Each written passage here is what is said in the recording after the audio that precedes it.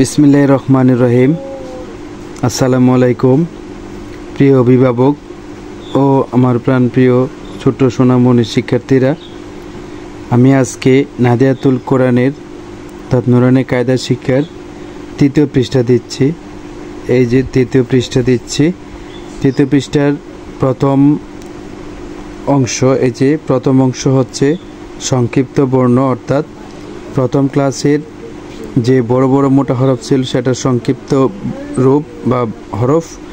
আর দ্বিতীয় অংশে আছে এই যে তৃতীয় পৃষ্ঠার দ্বিতীয় অংশে আছে যুক্ত বর্ণ, অর্থাৎ দুইটা বর্ণ একসাথে। কোনটা কিভাবে পড়তে হবে সেটা আমরা যখন বর্ণগুলোর কাছে আসব সেটা আলোচনা করে দেব। মনোযোগের সাথে খেয়াল করলেই হবে ইনশাল্লাহ। তো আমরা এখন পড়ি। এখানে যেগুলো দেওয়া আছে সেগুলো এলোমেলো দেওয়া আছে, হ্যাঁ, সঠিক করে বা সিরিয়াল করে দেওয়া নাই। এটা আমাদের পরীক্ষা, মেধা পরীক্ষা। প্রথম ক্লাস এবং দ্বিতীয় ক্লাসে যা যা শিখেছি তা পারি কিনা সেটা এখানে যাচাই করা হবে, ঠিক আছে? তাহলে এটা হলো বা, জিম, ফা, সোয়াদ, মিম, হা, কাফ, শিন, আইন, লাম, বা, গইন, কাফ, কফ, সিন, হা, তা, মিম, দোয়াদ, খ, জিম, ইয়া, সা, হা, হামজা।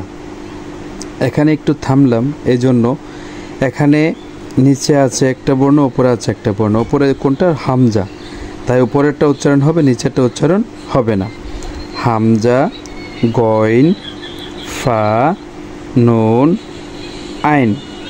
এখন আমরা পড়ব যুক্ত বর্ণগুলো, অর্থাৎ একসাথে দুইটা বর্ণ অ্যাড করা আছে সেগুলো আমরা পড়ব।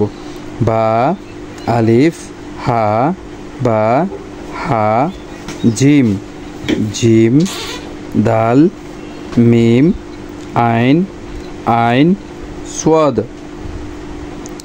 জ, লাম, লাম, কাফ, হা, ওয়াও, লাম, হা, মিম, মিম, নুন, লাম।